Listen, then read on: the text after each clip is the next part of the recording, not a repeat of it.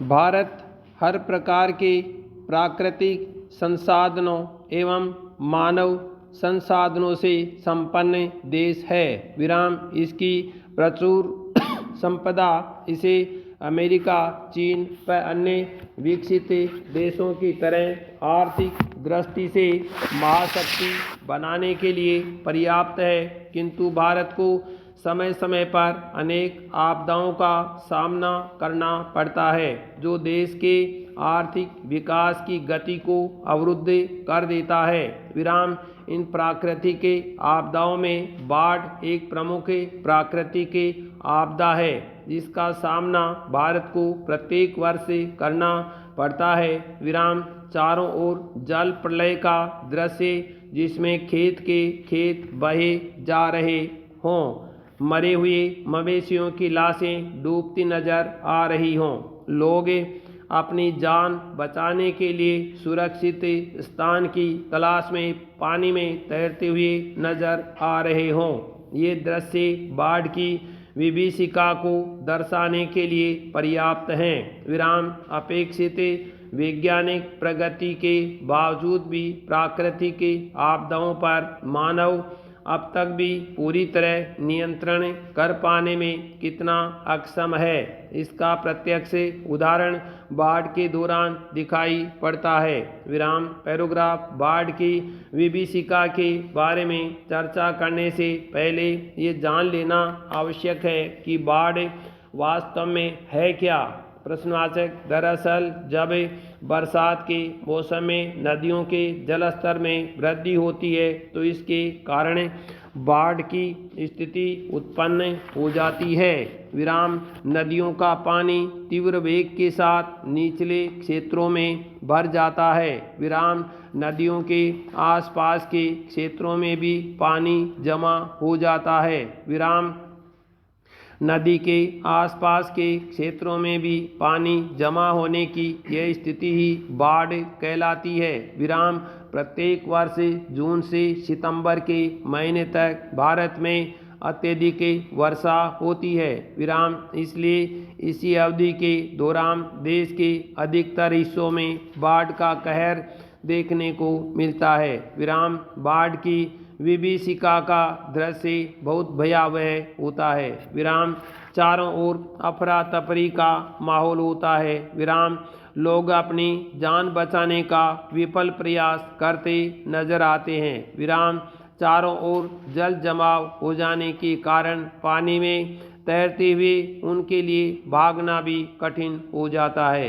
विराम जल प्रवाह तेज होने की या नदियों के तटबंध टूटने से आई बाढ़ में लोगों को अपनी जान बचाने का भी मौका नहीं मिलता। विराम मिट्टी तथा खपरेल से बने घर ताश के पत्तों की तरह बाढ़ के पानी में बहते नजर आते हैं। विराम चारों ओर जल जमाव हो जाने के कारण पानी में तैरते हुए उनके लिए भागना भी कठिन हो जाता है। विराम जल प्रवाह तेज होने की या नदियों के तटबंध टूटने से आई बाढ़ में लोगों को अपनी जान बचाने का भी मौका नहीं मिलता।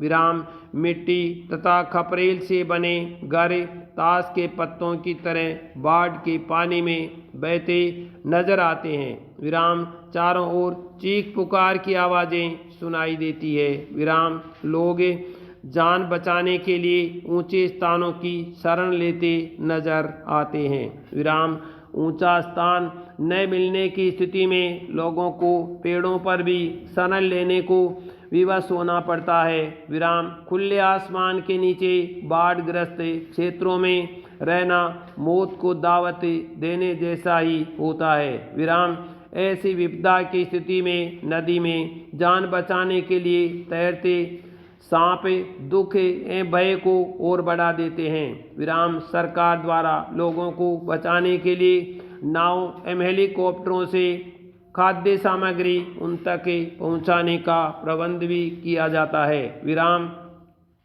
लोग इन खाद्य सामग्रियों पर जानवरों की भांति टूट पड़ते हैं। विराम इस प्रकार बाढ़ की विभीषिका मानव को पशु बनने के लिए विवश कर देती है। विराम लोग अपनी जान बचाने के लिए कुछ भी करने को तैयार रहते हैं। विराम जहाँ एक और बाढ़ अपने साथ कहर लाती है, वहीं बाढ़ से एक लाभ भी है। विराम इसके साथ आने वाली उपजाऊ मिट्टी से नदियों के आसपास का क्षेत्र उर्वर हो जाता है। विराम किंतु यह लाभ इससे होने वाली हानियों की तुलना में नगण्य है। विराम इससे होने वाली हानियों की क्षतिपूर्ति करना बाद में काफ़ी कष्टदायी होता है। विराम बाढ़ से धन जन की अपार हानि होती है। विराम सड़कें टूट जाती है, रेल मार्ग अवरुद्ध हो जाता है। विराम सड़कों एवं रेल मार्गों के अवरुद्ध होने से यातायात एवं परिवहन बाधित होता है। विराम जिससे जनजीवन ठप हो जाता है। विराम इस प्रकार एक और तो लोग बाढ़ से परेशान रहते हैं, दूसरी ओर उन तक खाद्य सामग्री की पहुंच भी मुश्किल हो जाती है। विराम बाढ़ के कारण लाखों एकड़ क्षेत्र की फसल बर्बाद हो जाती है। विराम बाढ़ में मवेशियों के बह जाने से पशु संसाधन की हानि तो होती ही है, साथ ही साथ कृषि पर भी प्रतिकूल प्रभाव पड़ता है। विराम बाढ़ में तटबंधे टूटने की स्थिति में बड़ी बड़ी बस्तियों अचानक उजड़ जाती है। विराम इस तरह बाढ़ के कारण लोगों को अपने घरों से भी हाथ धोना पड़ता है। विराम जिस कारण लोग विस्थापित हो जाते हैं। विराम पैराग्राफ बाढ़ की इस विपदा से देश के जन और धन को बचाने के लिए आज यह आवश्यक हो गया है कि भारत में बाढ़ के प्रमुख कारणों पर गहन दृष्टि डालें, क्योंकि तभी बाढ़ से निपटने की दिशा में उठाया गया कोई कदम प्रभावकारी होगा। विराम भारत में अत्यधिक वर्षा बाढ़ का एक प्रमुख कारण है। विशेष रूप से कम समय में अधिक वर्षा बहुत चिंता का विषय है। विराम उदाहरण स्वरूप जून 2013 में उत्तराखंड में हुई भारी वर्षा एवं तबाही का दृश्य आज भी लोगों के मन में डर पैदा कर देता है। विराम इसके अतिरिक्त भारी वर्षा से नदी में उफान आना बाढ़ का दूसरा सबसे बड़ा कारण है। विराम कभी कभी निरंतर वर्षा से विस्तृत क्षेत्र का पानी छोटी नालों से प्रवाहित होता हुआ अनंतः नदी में मिल जाता है, जिससे नदियों का जल अपने किनारों को तोड़ता हुआ आसपास के विस्तृत क्षेत्र का जलमग्न कर देता है। विराम हिमगलन बढ़ जाना बाढ़ का तीसरा प्रमुख कारण है।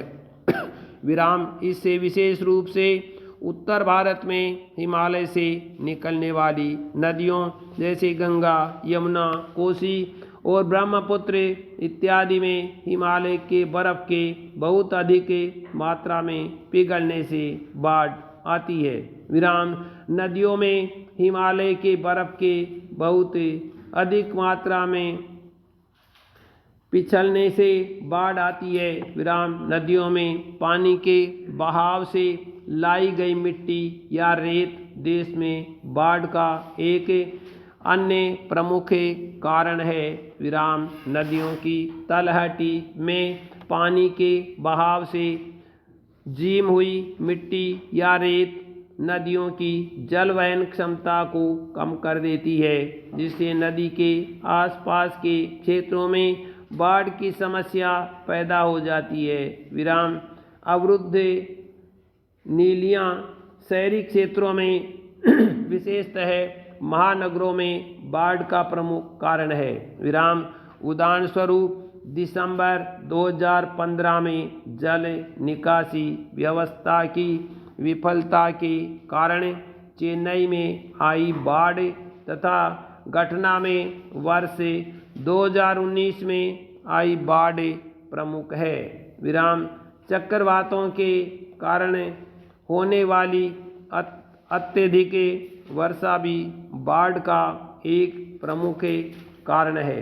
विराम यह मुख्यतः तटीय क्षेत्र में आती है। विराम।